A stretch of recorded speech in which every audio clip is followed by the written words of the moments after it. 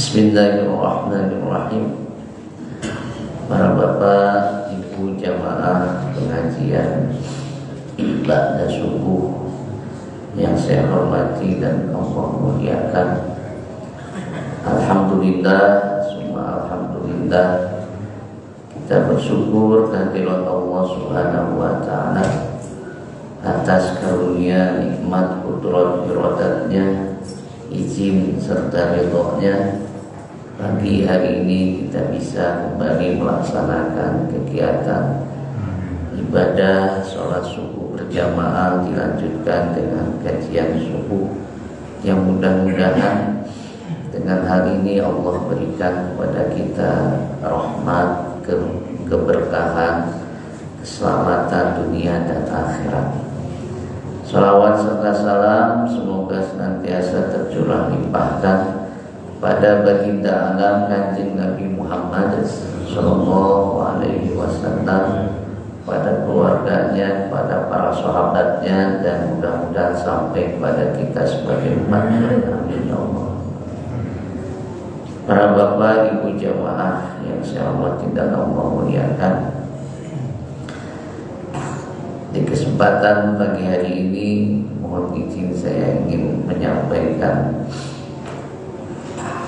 bekal ataupun amalan yang sejatinya harus kita perbanyak dan juga perkuat, terlebih sekarang di bulan Jumadil awal akhir menuju Jumadil akhir, di mana para ulama ahli tasawuf atau thariqah khususnya di Jumadil akhir ini menganjurkan kita untuk lebih sering mengingat terhadap akhirat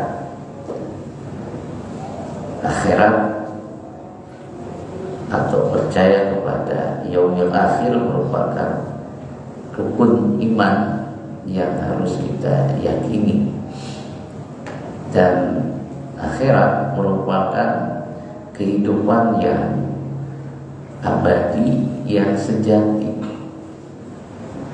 Untuk bisa mencapai ke sana tentu kita akan atau melewati kehidupan dunia ini. Dan menurut keterangan dalam Al-Quran, akhirat itu lebih lama daripada kehidupan dunia, bahkan abadi, tidak ada akhirnya lagi. Oleh karena itu maka kita dituntut dan dianjurkan untuk senantiasa mengingat akan adanya kehidupan akhirat. Mengingat kehidupan akhirat ini untuk apa? Agar kita mempersiapkan diri dan membekali diri. Bekal kita tidak ada lain, yang paling utama adalah ketakwaan. Fatajawwadu fa inna khairal jadi taqwa. Berbekallah, maka bekal yang terbaik adalah ketakwaan. Di antara ketakwaan yang dianjurkan oleh Kanjeng Nabi Muhammad SAW sebagai upaya mendapatkan kebaikan dunia dan akhirat, itu ada 4 hal yang ini sederhana tapi memang agak berat gitu. Namun sekiranya kita bisa melaksanakannya, maka sesuai dengan hadis Nabi, arba'atun man u'tiyahunna faqad u'tiya khairud dunya wal akhirah. Ada 4 hal, kalau ia diberi kemampuan atau diberikan kesempatan bisa melaksanakan 4 hal itu, maka ia telah diberi kebaikan dunia dan akhirat. Apa saja 4 hal itu? Yang pertama adalah qalbun syakirun, hati yang senantiasa bersyukur, hati yang selalu bersyukur atas nikmat Allah. Yang nikmat Allah ini tentu selalu menyertai kita sepanjang kita hidup, sepanjang napas kita masih berhembus, maka nikmat Allah itu menyertai kita. Kecil besar terasa ataupun tidak, sejatinya nikmat Allah itu senantiasa menyertai kita. Inilah bukti rahmat dan rahimnya Allah. Rahman dan rahimnya Allah. Nah, kita dituntut untuk bisa bersyukur. Nah, bersyukur di sini diawali dengan menyadari bahwa memang Allah senantiasa memberikan nikmat kepada kita. Nah, nikmat yang paling agung adalah nikmat keimanan. Nikmat yang paling besar adalah nikmat keislaman. Dan nikmat yang paling tidak ada bandingannya adalah nikmat ketika kita bisa beribadah kepada Allah dengan sesungguh-sungguhnya dan Allah ridho kepada kita, yaitu ihsan. Nah, oleh karena itu maka ketika kita ingin mendapatkan kebaikan dunia dan akhirat, pertama kali adalah kita mengupayakan hati kita selalu bersyukur kepada Allah. Para ulama ahli thariqah, ahli tasawuf memberikan anjuran ataupun tips ya, yang ini pun sejatinya diajarkan oleh Kanjeng Nabi Muhammad SAW, yaitu ketika kita bangun tidur. Ketika bangun tidur itu kan kita membaca Alhamdulillahilladzi ahyana ba'dama amatana wa ilaihi nusyur. Nah, secara makna lugawinya itu Alhamdulillahilladzi, segala puji bagi Allah, alladzi yang ahyana telah menghidupkan kami, ba'dama amatana setelah Allah mematikan kami, ba'dama amatana wa ilaihi nusyur, dan kepada Allah kita akan kembali. Nah, menurut para ulama ahli tasawuf, di dalam ketika kita mengucapkan Alhamdulillahilladzi ahyana ba'dama amatana wa ilaihi nusyur, itu adalah mensyukuri seluruh kenikmatan, terutama nikmat iman, Islam dan ihsan. Nah, dan itu harus didasari betul-betul di dalam hati kita. Makanya biasanya ya, ketika berdoa bangun tidur itu lebih diutamakan membacanya di dalam hati. Sekalipun tidak apa-apa membaca dengan lisan, tapi lebih diutamakan di dalam hati. Alhamdulillahilladzi ahyana ba'dama amatana wa ilaihi nusyur. Jadi ketika kita bangun tidur pertama kali harus betul-betul langsung memuji Allah, bersyukur kepada Allah atas segala nikmat, terutama nikmat iman, Islam dan ihsan. Nah, ketika kita bisa seperti itu dimasukkan dalam hati, maka insya Allah hati kita akan bisa terus bersyukur. Nah, terlebih lagi kalau bangunnya itu sebelum subuh, ya, subuh artinya di waktu-waktu tahajud. Setelah bangun itu ke kamar mandi, ambil wudhu, sholat 2 rakaat. Sholat 2 rakaat ini ya, selain tahajud, taubat, hajat dan sebagainya, juga kalau bisa dilaksanakan sholat syukur namanya, atau sholat ini yang biasa bisa dilaksanakan oleh sahabat Bilal, itu namanya sholat syukrul wudhu ya, jadi syukur atas wudhu gitu. Dan itu menurut para ulama untuk apa? Untuk mensyukurkan hati kita. Nah, jadi pertama kita membaca Alhamdulillahilladzi ahyana ba'dama amatana wa ilaihi nusyur, itu kita bersyukur kepada Allah. Selanjutnya diperkuat kembali dengan ambil wudhu, sholat 2 rakaat setelah bangun itu, yaitu sholat syukur, gitu ya, sholat syukur. Walaupun yang sering dianjurkan adalah sholat syukrul wudhu, gitu ya. Jadi sholat bersyukur atas wudu yang telah kita laksanakan. Nah, yang ini akhirnya nanti akan menumbuhkan hati yang bisa bersyukur. Jadi, hati yang bisa bersyukur.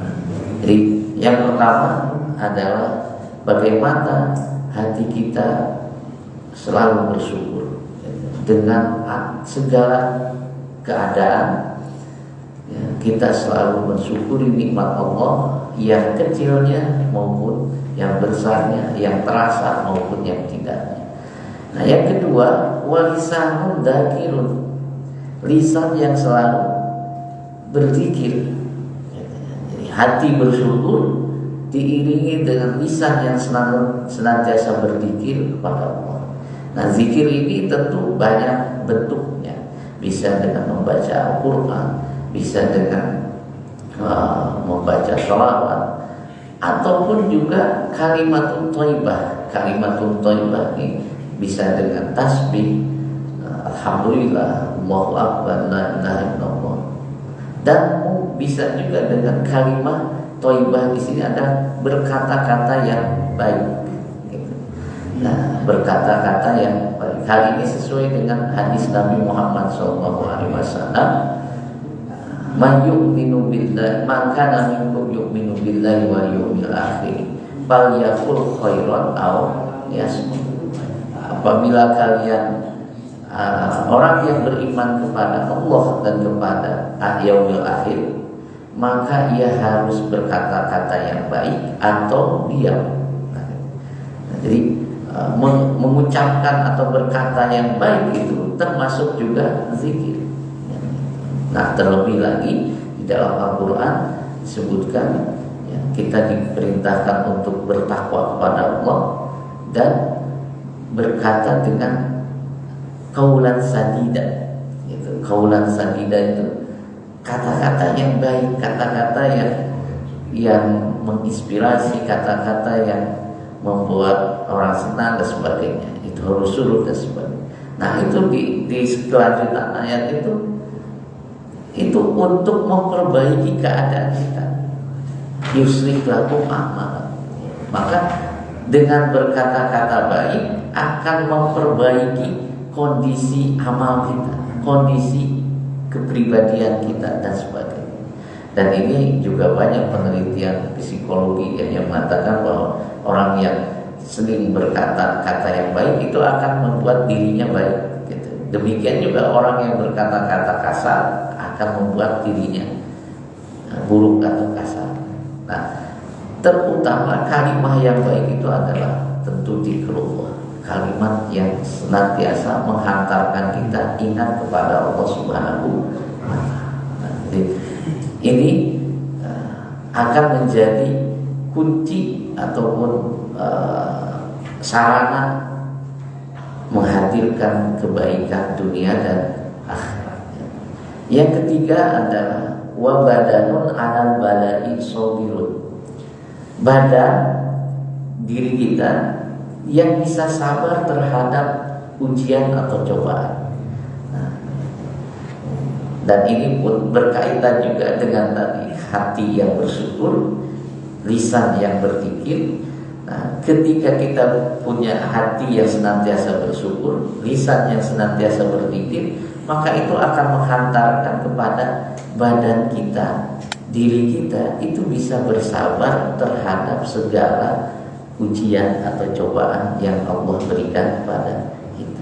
Nah, ketika bersabar, maka sejatinya itu Allah memberikan anugerah yang banyak, ya, anugerah yang itu berada di dalam musibah istilahnya. Atau bahasa yang sering saya ungkapkan, musibah bisa berubah menjadi anugerah ketika kita bersabar. Bagaimana tidak, gitu ya, musibah itu tidak menjadi anugerah.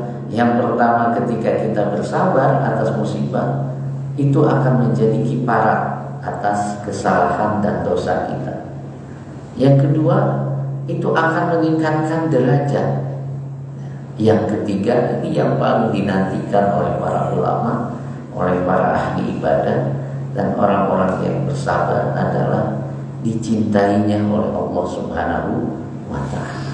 Sehingga orang-orang yang hatinya selalu bersyukur, lisannya selalu berpikir, ia akan bisa bersabar, dan ketika bersabar yang dinantikan adalah kecintaan dari Allah Subhanahu wa Ta'ala.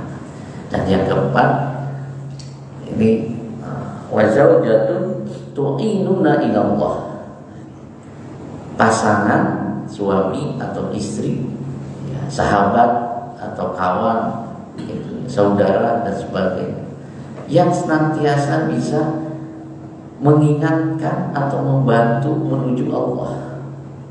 Nah, ini di hadis yang lain disebutkan kan, orang yang mencintai karena Allah, yang dimana ia selalu mengingatkan kita, mengajak kita menuju Allah Subhanahu wa Ta'ala. Suami istri gitu, saling mengingatkan untuk menuju Allah, gitu ya. Sahabat, teman, gitu ya, atau sesama karyawan ataupun anggota masyarakat dan sebagainya, yang dimana ini dalam konsep watawasau bil haqqi watawasau bis sabr. Nah, ini saling menasihati dalam kebaikan dan dalam kesabaran, terutama dalam sabar menuju Allah Subhanahu wa Ta'ala. Nah, 4 hal inilah yang menurut Kanjeng Nabi Muhammad SAW itu akan menjadi kebaikan dunia dan akhirat. Nah, ketika kita mendapatkan kebaikan dunia dan akhirat, maka cukuplah bagi kita untuk bersiap diri menghadapi kehidupan akhirat tersebut. Tentu selain 4 hal ini banyak lagi. Namun dalam kesempatan ini, sebagaimana Kanjeng Nabi sampaikan, hanya 4 itu yang diantaranya yang bisa ataupun yang menjadi wasilah hadirnya kebaikan dunia dan akhirat. Yang terlebih lagi yang kita harapkan adalah kebaikan di akhirat itu. Yang pertama, qalbun syakirun, hati yang selalu bersyukur kepada Allah. Wa lisanun zakirun, lisan yang selalu berzikir kepada Allah. Dan wa badanun alal bala'i sabirun, badan yang senantiasa bersabar atas segala musibah atau ujian dari Allah.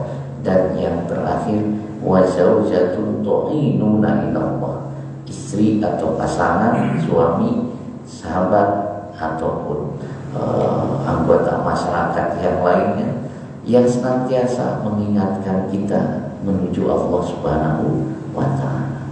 Inilah 4 hal ini akan menjadi kebaikan dunia dan kebaikan akhirat. Mudah-mudahan Allah Subhanahu wa Ta'ala memberikan kita 4 hal tersebut sehingga kita bisa bahagia dunia dan bahagia akhirat.